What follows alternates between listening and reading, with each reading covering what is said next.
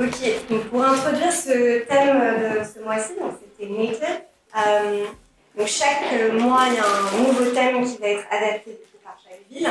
Ce mois-ci, c'était Native, et Fred et moi, on a pensé à Native de se poser des questions plus par rapport à l'identité, à l'origine, qu'est-ce que ça voulait dire d'être natif d'un endroit. Et de la même manière, on a re-questionné par rapport à l'Europe et le flux en fait, des populations qu'il y a eu en Europe. Est-ce que ça avait même un sens à ce jour d'être natif, si on est vraiment natif d'un seul endroit. Je pense que c'est une belle introduction pour donner la main à Louise. Merci. Je te donne le clic. Oh, wow. Bon passage de témoin. Merci beaucoup. Oui, juste pour compléter ce que tu disais, en français, oui, native se traduit par autochtonie. Et autochtonie, étymologiquement, sans vous faire un cours ce matin, ça veut dire celui qui est sorti de la terre. Donc il y a vraiment un rapport à la terre où on se trouve, être né de la terre où on se trouve. Donc évidemment, c'est un sujet, comme on dit aujourd'hui, hyper problématique. Et notamment, Creative Morning est une initiative états-unienne. C'est vrai qu'ils ont des enjeux relativement différents aux États-Unis, aux Amériques de manière générale, qu'en France, ici. Voilà, donc. Parfait.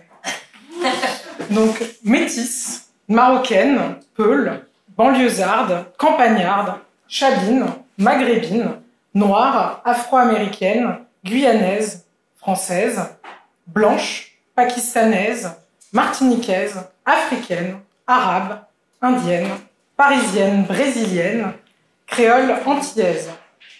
Voici l'ensemble des termes ethniques, raciaux, territoriaux, nationaux auxquels on m'a renvoyé durant ma vie. Ma courte vie, j'ai pas fini, la liste peut encore. Voilà, je porte en moi, comme beaucoup de gens ici probablement, une trouble appartenance pour laquelle j'emprunte des grands raccourcis quand on me pose la question mais tu viens d'où en fait?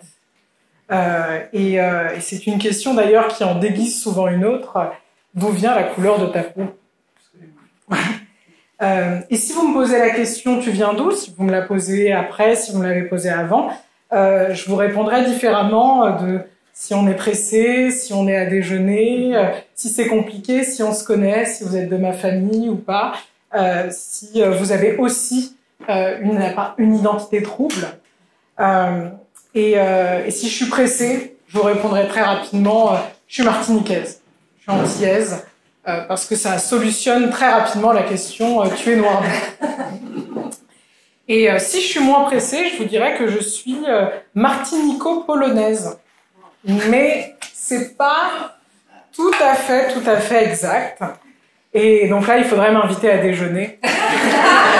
Et là, je serais ravie de vous raconter cette épopée familiale, dont vous allez voir plusieurs photos, est une épopée qui est russo, martinico, dominico, franco-polonaise. Donc vous avez ici une petite partie de ma famille. Donc là, vous avez la famille de mon père. Mon père se trouve ici. Mon père est jeune. Hervé Turin, l'homme qui m'a donné mon nom. Et l'homme qui lui a donné son nom est mon grand-père, que vous voyez ici. Roger Turin, c'est au service militaire qu'il a fait en Allemagne occupée. Donc moi, à ma connaissance, mon grand-père est issu d'une famille française relativement ancienne qui travaille la terre.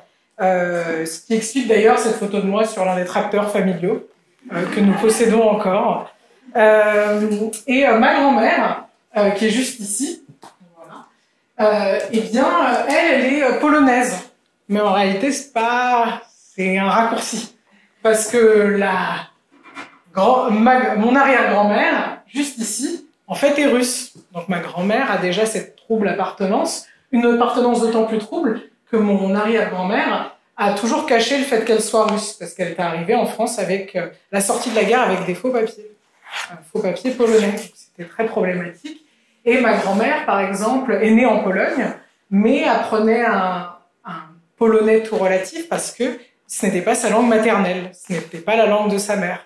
Donc même voilà, quand j'essaie d'expliquer, même ça peut être simple, on se dit ah oui, le côté trouble, ça sera le côté noir, évidemment, mais non, aussi ce côté est très complexe. Donc, vous avez aussi mon arrière-grand-mère à la naissance de mon petit frère et moi, juste derrière, qui est du coup de cette vieille famille agricole française. Mon père et ma mère d'ailleurs ont grandi dans le 77, donc en grande banlieue parisienne, dans les champs qui entourent Paris. Voici ma mère. J'espère que je lui ressemble un peu. On me dit beaucoup que je lui ressemble. Donc voilà ma mère, Amélie Marie Labanard-Méribaud, née au Lamentin en Martinique. Et donc là, vous me direz, voilà, donc maintenant on a compris, tu es russo, martinico-polonaise, franco-polonaise. Pas tant que ça, donc me voici dans les bras de ma grand-mère, et voici ma mère et ses sœurs. Elle a d'autres frères et sœurs, demi-frères, demi-sœurs. Donc tous ces visages font très antillais et notamment font très métissés intrinsèquement. Et donc par exemple, ma grand-mère, comme vous voyez ici, n'est pas que, entre guillemets, noire martiniquaise, mais comme beaucoup de personnes nées aux Antilles, on est né de plusieurs fleuves. Et notamment le fleuve Arawak, qui sont les natifs caraïbéens, et qui sont du coup le peuple autochtone de la Caraïbe, dont je descends également. Et évidemment, le métissage de la Martinique ne s'arrête pas là. Il y a eu beaucoup de populations venant d'Inde qui se sont installées. Il y a aussi évidemment des personnes blanches qui sont là depuis très longtemps également. Donc il y a ce métissage aussi qu'on voit d'ailleurs dans le visage de mes tantes également. Et du coup, du côté de ma mère, voilà, on dirait que je suis martiniquaise. C'est pas tout à fait exact. Voici le fond du fond, les racines les plus lointaines de l'arbre généalogique du côté de ma mère. Et donc mes ancêtres sont arrivés sur le territoire ultramarin français, malheureusement en tant que propriété, comme vous le voyez, avec les matricules. Juste ici. Et donc ils sont arrivés à la fin du XVIIIe siècle dans le territoire ultramarin français, mais pas exactement en Martinique. L'indice est très apparent de mon ancêtre ici, Dominique Méribaud. Dominique Méribaud, qui est toujours du coup le nom de ma mère, hein, Amélie Labanard-Méribaud. Dominique Méribaud est né, comme son nom l'indique, à la Dominique. La Dominique, ce n'est pas la République dominicaine, qui était aussi un territoire à un moment colonisé par la France, comme Haïti, l'île avec laquelle ce pays partage son territoire, mais à la Dominique. La Dominique est un pays qui se situe entre la Guadeloupe et la Martinique. Donc, vous voyez, c'est la France ici, c'est la Martinique là, et la Dominique, c'est là, du coup, d'où viennent la plupart de mes ancêtres. Là, comme je l'ai mis ici, un petit coup de Wikipédia, comme ça, il y a des dates. La Dominique était territoire français, puis britannique, puis français, puis britannique, puis français. Donc en fait, mes ancêtres sont de la Dominique. Et en fait, c'est relativement récemment que mes ancêtres, qui pourtant parlaient le français, le créole de la région, le créole dominicain, le créole martiniquais, sont arrivés à la Dominique. Donc là, vous avez mon grand-père, le père de ma mère, mes cousines et moi. Et son propre père était né à la Dominique, qui était cet ancien territoire français, et donc sont arrivés. Donc, même du côté martiniquais, c'est encore plus trouble, et notamment d'autant plus trouble que depuis quelque temps, depuis des problématiques climatiques très récurrentes à la Martinique, donc ça veut dire des ouragans, des tornades, de la montée des eaux de manière générale, mon grand-père a perdu sa maison à plusieurs reprises là-bas, et puis même c'est un territoire relativement complexe pour plein de raisons. Eh bien, une large partie de ma famille martiniquaise est partie s'installer toujours en France, mais en Guyane française. Donc les photos que vous voyez ici ont été prises en Guyane, où vit du coup aujourd'hui une partie de ma famille. Et les cousines que vous voyez ici, notamment Aurore et Alizée qui sont là, elles ne se revendiquent aujourd'hui que relativement comme martiniquaises, parce qu'elles parlent le créole guyanais et ont été à l'école en Guyane française, et donc il y a aussi des troubles de ce côté-là. Moi, personnellement, je parle ni le créole, qu'il soit martiniquais, guyanais, etc., ni le polonais, ni même le russe. Je ne parle que le français. Ma mère n'était pas particulièrement intéressée de faire de mes petits frères et moi des petits Martiniquais, des petits Antillais. Et la photo que vous avez vue plus tôt de moi, alors attendez, j'essaie de la retrouver. Celle-ci, c'est pas une photo familiale, c'est une photo qui a été prise à la kermesse de ma première année d'école, où le thème était, en mon honneur, je crois, les Antilles françaises. Je suis née en Bourgogne, dans un village de 12 000 habitants, et ça a beaucoup inspiré ma maîtresse que vous voyez en train de me coiffer. Et donc j'étais vraiment le point d'attraction central. J'ai des photos dans mon téléphone si vous voulez voir ce que ça a donné en termes chorégraphiques. Et mes parents, malgré tout, n'ont jamais vraiment revendiqué auprès de nous le fait qu'on soit noir, métis, notamment dans un contexte où moi je suis née en Bourgogne, hein, donc et mon vécu est certes métissé, mais un peu parce que je ne parle pas la langue, je ne suis allée qu'une fois en Martinique, quelques fois en Guyane, mais en réalité c'est des espaces que je connais plus par mon travail que par ma famille. On va y revenir. Et même du côté de mon père n'a revendiqué que très récemment ses origines polonaises après un voyage au bled.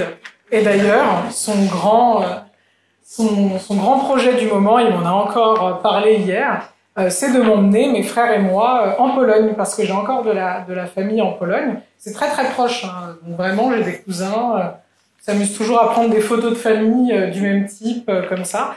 On porte quasiment les mêmes noms de famille. Une partie donc des frères de mon arrière-grand-père sont venus en France et sont repartis en Pologne. J'ai encore une fois de la famille assez proche. Mais voilà, on ne m'a jamais vraiment transmis verticalement une identité. On ne m'a pas dit tu es ça. Je dis pas que c'est bien, je dis pas que c'est mal, je dis que c'est un fait. C'est juste comme ça que je vis.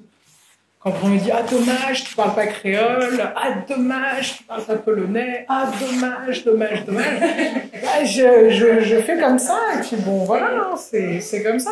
Et ça a de fait ouvert beaucoup de questions chez moi, notamment étant enfant, et comme vous voyez, avec beaucoup de petites têtes blondes derrière moi. Et donc ça a toujours, même si je suis née dans la même maternité que tout le monde, à Paray-le-Monial, en Bourgogne, ça a toujours soulevé de grandes questions, parce qu'on me renvoyait quelque chose. Et encore hier qu'aujourd'hui, voilà, je me pose des questions. Je ne suis pas encore mariée, je n'ai pas encore d'enfants, mais je trouve souvent mes pensées vagabonder au fait que qu'est-ce que je leur dirais à certaines grandes questions, qu'est-ce que je véhicule, et notamment qu'est-ce que je peux transmettre à autrui, vous aujourd'hui, mais aussi à mes futurs enfants. Qu'est-ce que je dirais? Les réponses que j'ai trouvées à cette question au fil du temps, c'est que je leur transmettrais ce que je qualifie de fil d'Ariane, plutôt qu'une identité monolithe, prête à porter, une identité que je leur transmettrais. Donc ces fils d'Ariane, moi, ce que je leur dirais, c'est que ni un rejet, ni un culte de la différence. Voilà, je suis probablement moins cool parce que je parle pas créole, même si je suis martiniquaise, en même temps pas vraiment martiniquaise, vous l'avez vu, c'est un peu trouble. Mais voilà, ni rejet, ni culte de la différence de l'autre, c'est pas mieux, c'est pas moins bien, c'est un fait, encore une fois. Et comme on le disait, via cette problématique autour de l'autochtonie, je revendique plutôt une non-autochtonie. C'est-à-dire que je ne suis pas née sur le mètre carré où je me trouve présentement, et c'est pas grave. Ce qui est important, je l'espère, c'est plutôt la seule poésie et la pertinence éventuelle des mots qui sortent de ma bouche, et c'est ça qui importe pour moi devant un auditoire comme vous aujourd'hui, et pas forcément une légitimité, qu'elle soit ethnico-raciale, territoriale, nationale. Ensuite, le développement d'une perméabilité face au monde, c'est-à-dire vu que je n'appartiens pas à un territoire, j'ai une non-autochtonie, je me rends perméable au monde. Je n'invente rien devant vous ce matin, hein, les questions de perméabilité ont été développées depuis longtemps par les sociologues, par les anthropologues. C'est des termes dont on peut développer après, voilà, dont on peut parler plus longuement ensemble. C'est la créolisation, par exemple, d'Édouard Glissant, la notion d'archipélagie, d'avoir une identité archipélagique, c'est-à-dire comme un archipel desquels on se déplace, et en réalité on est plus un pirate entre ces identités, et finalement on est plus dans l'espace liquide entre ces identités, plus que sur la terre ferme ancrée, et puis même l'anthropophagie, c'est-à-dire l'anthropophagie culturelle, qui est plutôt développée au Brésil, où finalement je suis la somme de mes aînés, je me nourris d'eux, littéralement. J'ai finalement absorbé tout leur visage et toute la somme de leurs identités. Et enfin, l'ultime valeur que j'aimerais transmettre à mes enfants, plutôt encore une fois qu'une identité monolithique, c'est un amour profond de l'art sous ses diverses formes. Et c'est aujourd'hui, c'est quelque chose que j'avais toujours voulu faire, et c'est aujourd'hui ce que je fais. Je travaille dans l'art. Et voilà, face à moi, face à mon corps, mon visage, qui est le fruit, la somme de mes parents proches, éloignés, j'ai dû trouver seul mon chemin. Parce qu'encore une fois, mes parents ne m'ont pas transmis directement quelque chose. Aujourd'hui, les seules choses dont je me revendique réellement au quotidien, c'est ma francité. Je suis française, on ne peut pas me l'enlever. On m'a déjà, notamment dans mes activités, renvoyé à une idée d'intégration. Il faudrait peut-être plus s'intégrer si on fait la critique des musées français, par exemple. M'intégrer comment? Du côté polonais? Parce que bon, la Martinique, ça fait longtemps, comme vous avez vu, que mes ancêtres sont intégrés. Donc voilà, je revendique cette francité et d'autre part mon afrodescendance. Donc l'afrodescendance, c'est un terme qui a notamment été développé par les Nations Unies et qui renvoie du coup à toutes ces personnes qui sont descendantes d'Africains et d'Africaines. Et notamment, c'est un terme qui est beaucoup utilisé dans le contexte caribéen, dans le contexte américain de manière générale, pour parler des personnes qui sont issues des déplacements de population liés à la traite transatlantique. Dans ce cas-là. Et donc cette double revendication établit de fait un lien entre mon existence et la Caraïbe, l'Afrique, l'histoire de l'esclavage colonial et la traite transatlantique.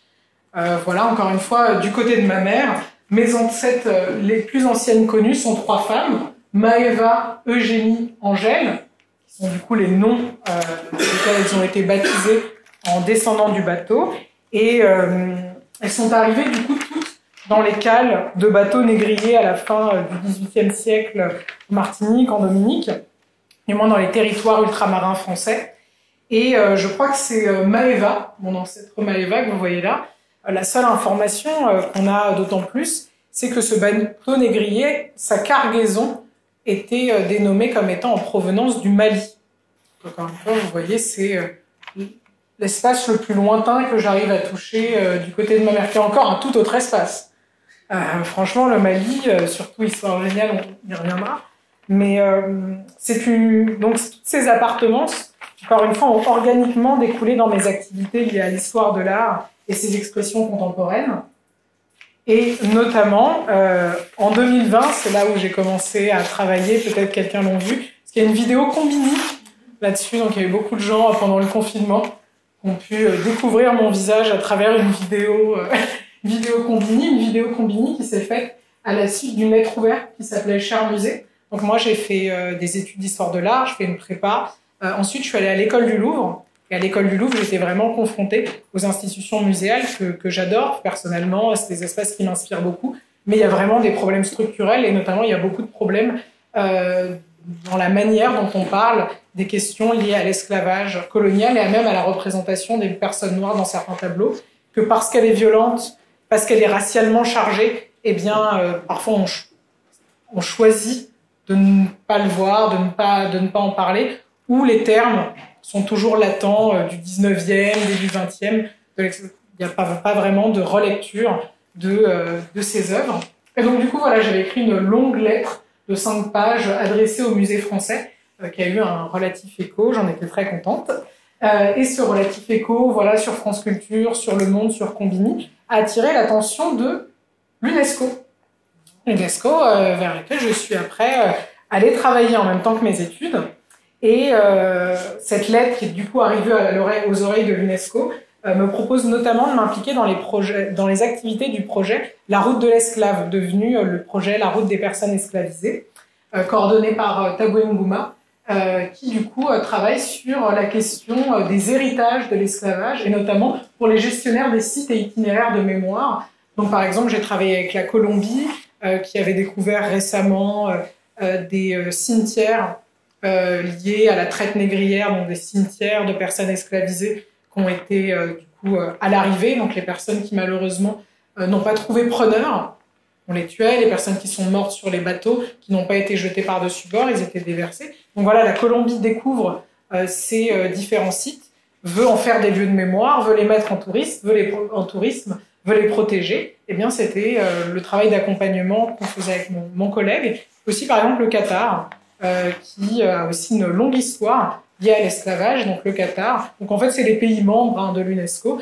qui viennent et qui demandent au projet un accompagnement, l'organisation d'un rendez-vous avec des spécialistes, par exemple.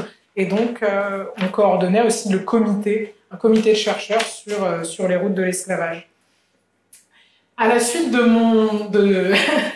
cette photo elle est très récente, mais à la suite du coup de mon travail avec l'UNESCO, j'ai été repérée par AWARE, qui est une organisation que vous connaissez peut-être, qui est l'une des plus grosses associations d'historiens et historiennes de l'art en France. Et notamment AWARE est centrée sur les artistes femmes, et donc de tout temps, les artistes femmes.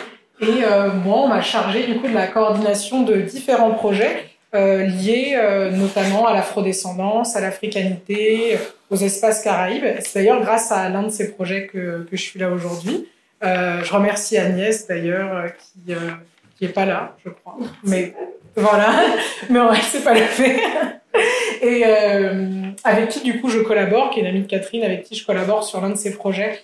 Portant notamment celui-ci sur les artistes de la Caraïbe néerlandophone, car elle existe, pas que la Caraïbe hispanophone, francophone, anglophone, mais aussi néerlandophone. Donc ça va par exemple les territoires du Suriname, d'Aruba, de Curaçao. Et donc les artistes femmes qui travaillent sur ces territoires. On va faire de la publication de projets de recherche scientifique. Il y a ce projet qui est l'un des plus gros de l'association, qui est The Origin of Others, Creating Art History in the Americas.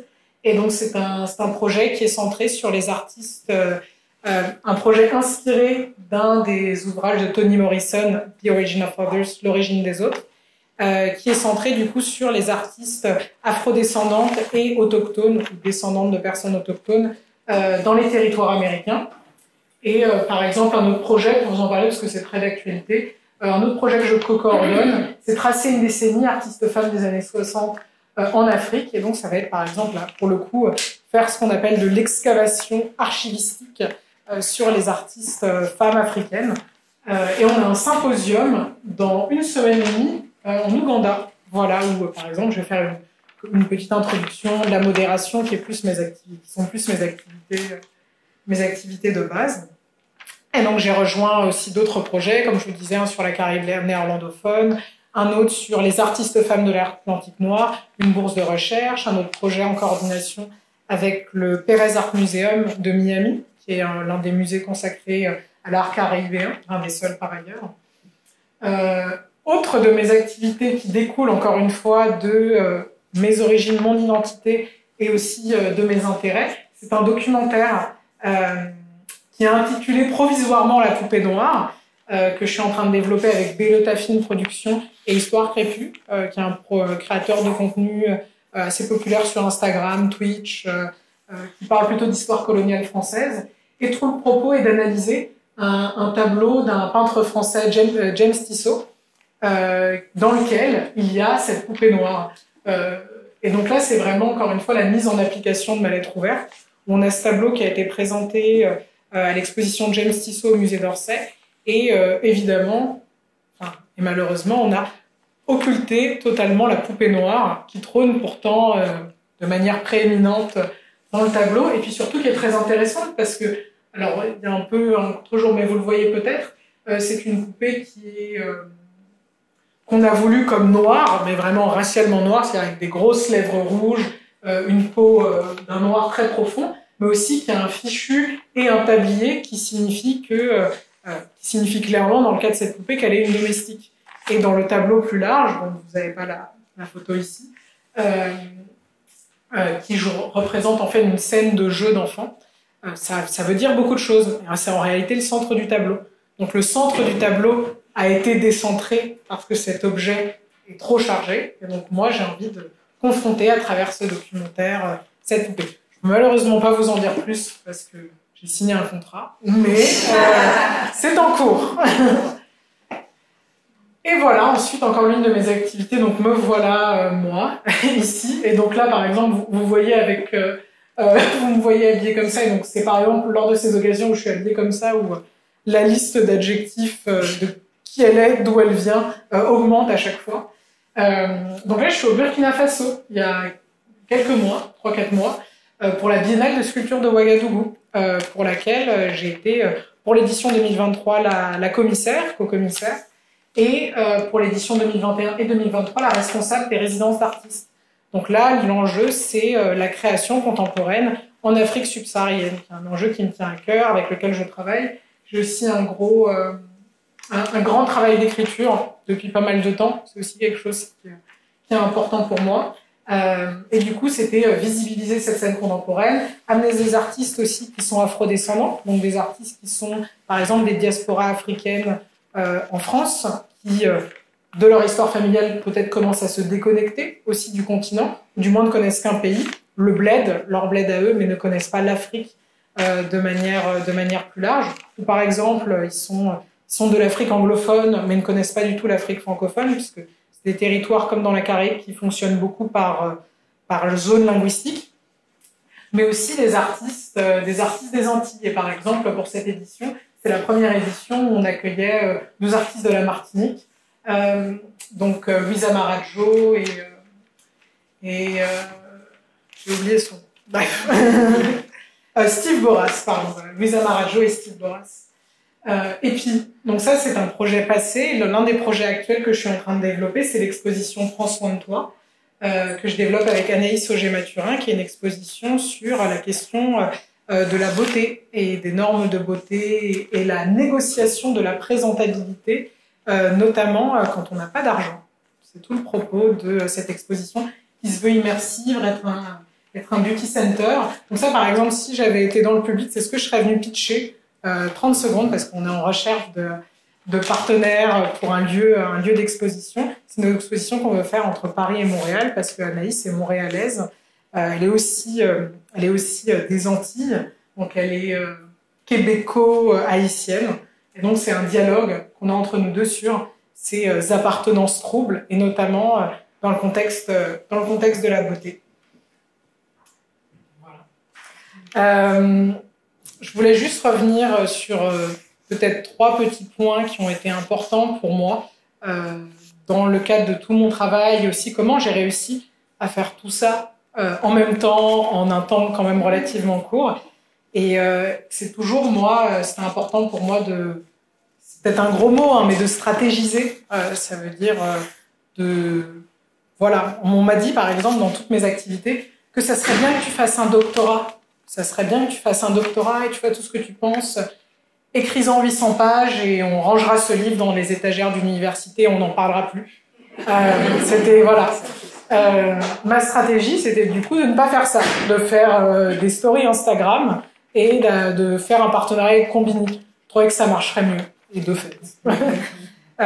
Et donc, c'est pas, vous voyez, une idée de conquête, c'est plus une idée vraiment de stratégie, d'utiliser sa parole, son temps, son énergie. On parle parfois du coup de l'énergie qu'on met dans des projets. C'est important de stratégiser sans idée de contexte et de conquête. Et dans ce contexte précis, on revient à la question d'archipélagie. C'est plus une question finalement de piraterie, de fond de cale pour contourner les gardiens du temple, parce qu'il y en a beaucoup, notamment dans le monde de l'art. Et même, je vous en informe peut-être, mais les Nations Unies ont fait une étude sur la France, sur les industries culturelles, et quels étaient les plus grands obstacles pour réussir dans les industries culturelles. Et les Nations Unies ont donné leur sentence que la France était marquée notamment d'un racialized gatekeeping. donc des gardiens du temple qui notamment, c'est plus compliqué quand on est non-blanc. Voilà. C'est ce que dit les Nations Unies, pas moi.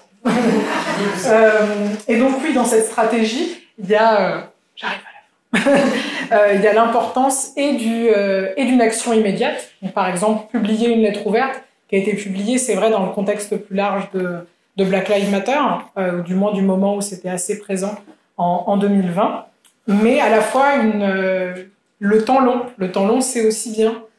C'est aussi bien d'écrire, de prendre le temps d'écrire, et encore une fois, c'est quelque chose que je développe. Et des projets vraiment au fond de l'âme. Vous voyez, les projets et d'exposition et de documentaire, c'est des choses que je développe maintenant depuis plusieurs années.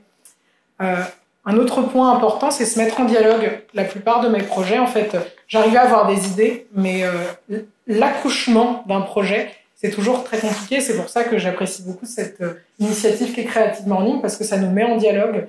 Et rien que ce matin, en dialoguant avec Karen notamment, sur l'un des projets, peut-être qu'on va en discuter sur la question des néons, parce que c'est vrai que mon projet d'exposition inclut notamment ce point-là. Et donc oui, se mettre en dialogue, discuter, collaborer, et enfin, à son tour, donner sa chance. Moi, je suis là devant vous parce qu'il y a des gens qui ont misé sur moi.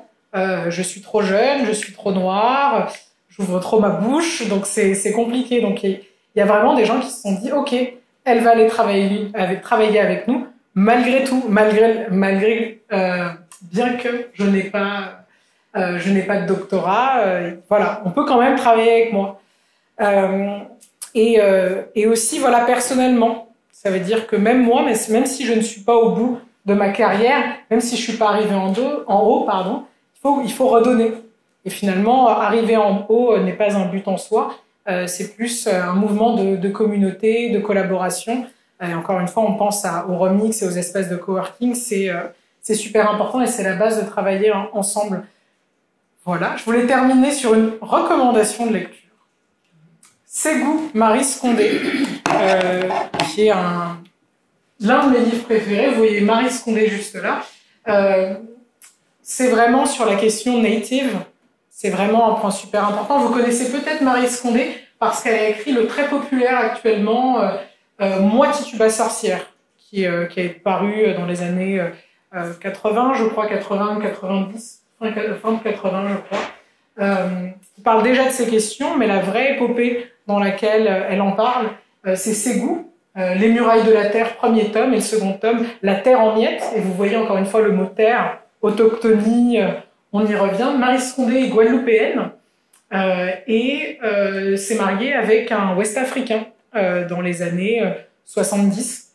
Et donc elle est partie en Afrique de l'Ouest. Et donc Ségou, c'est une ville au Mali dont elle raconte l'histoire. Et les prémices de ce livre, c'est qu'en fait, elle part d'une famille à Ségou, une famille polygame en plus, donc vous avez le mari, ses plusieurs femmes, ses différents enfants. Et ces enfants, en fait, dans le premier tome, vont partir de Ségou et vont s'en écarter. Finalement, vont s'en écarter pour partir au Maroc, pour partir au Sénégal, pour partir, il y en a un qui va se faire rasier, donc il va partir au Sénégal, puis au Brésil, puis en Haïti. Il y en a un qui va rester à Ségou, il y en a un qui va se convertir aussi. Hein, vous voyez, ça c'est quelque chose dont on n'a pas encore parlé, mais c'est vrai que la religion, moi pour le coup dans ma famille, il y a quand même c'est toutes ces disparités, il y a quand même une unité religieuse. C'est peut-être quelque chose aussi qui peut changer. Et ça rajouterait encore une strate de complexité et peut-être une strate qui revient tout au début parce que Ségou, du coup, est au Mali. Et comme on l'a vu un peu plus tôt, ma plus ancienne ancêtre vient du Mali. Donc il y a ces questions-là qui reviennent dans Ségou. Donc voilà, dans le premier tome, il y a cet éclatement familial. Et dans le second tome, vous avez tous ces gens qui finalement, leur identité s'est vue transformée, mais sur une ou deux générations, et c'est ce processus super intéressant qu'on voit dans le livre, et ils reviennent finalement là, dans un contexte où c'est vraiment les damnés de la terre de Frantz Fanon, et ils reviennent le ventre à terre un peu à Ségou, très laborieusement, et se trouvent finalement, arrivent presque en terre inconnue, sur quelques générations. Voilà, donc Ségou, Marie Scondé. Puis encore une fois, ce qui est très didactique, c'est que vous parlez aussi de la plus grande histoire avec la chute de l'Empire Bambara, la colonisation, l'invasion des tout couleurs. Et ce qui est très intéressant, encore une fois, c'est que Maryse Condé est guadeloupéenne, donc elle a appris toute cette histoire, et donc il y a quand même un effet un peu pédagogique, un peu digeste, et pas vous devez savoir, mais il y a vraiment une introduction. Voilà, je vous remercie.